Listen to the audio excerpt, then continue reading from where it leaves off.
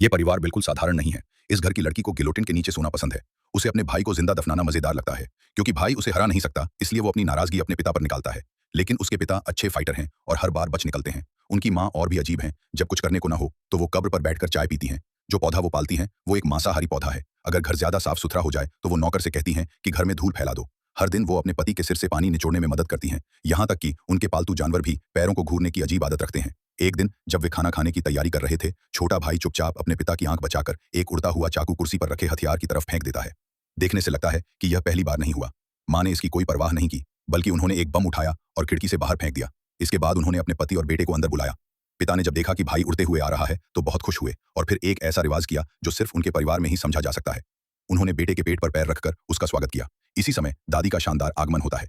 वो अपने पोते की पसंदीदा मिठाई लेकर आती हैं। शुरू में उनका जीवन शांत लग रहा था, लेकिन तभी एक गुब्बारे ने उस शांति को तोड़ दिया। आसमान से रिबन गिरते देख पूरा परिवार चौंक गया।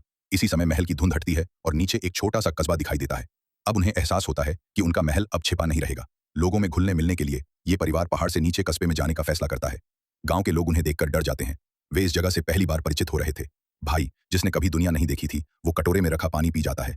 पिता एक कॉफी शॉप में जाते हैं, लेकिन कॉफी नहीं खरीदते, बल्कि कॉफी पाउडर लेते हैं जो उन्हें बहुत पसंद है। वहां बच्चे नाच रहे थे और लोग तालियां बजा रहे थे, लेकिन पिता को ये सब बहुत बचकाना लगता है। वो आगे बढ़ते हैं और खुद नाचने लगते हैं। उनके कपड़ों से चमगादड़ उड़ने लगते हैं और सब लोग डरकर भाग जाते हैं। लोगों को भागता देख परिवार दुखी हो जाता है। तभी एक महिला उन्हें रोकती है। परिवार बहुत खुश हो जाता है कि कोई तो उनसे दोस्ती करना चाहता है। वे उस महिला को अपने घर बुलाते हैं, लेकिन वो महिला घर की वास्तुकला में ज्यादा दिलचस्पी दिखाती है। फिर वे सभी तहखाने में जाते हैं। वहां एक गड्ढा है जो बहुत गहरा है। उसी के सामने माँ अपनी स्कर्ट उठाती हैं और उसमें से अनगिनत मकड़ियां निकलकर एक पुल बना देती हैं। उसी महिला की बेटी भी महल के पास आती है, लेकिन महल में नहीं जाती क्योंकि वो अपने मोबाइल में व्यस्त रहती है। वहीं उसे घर की लड़की मिलती है। लड़की को मोबाइल अजीब लगता है और वह उससे बातें करने लगती है। बातचीत के दौरान लड़की को पता चलता है कि वे स्कूल जा रही हैं।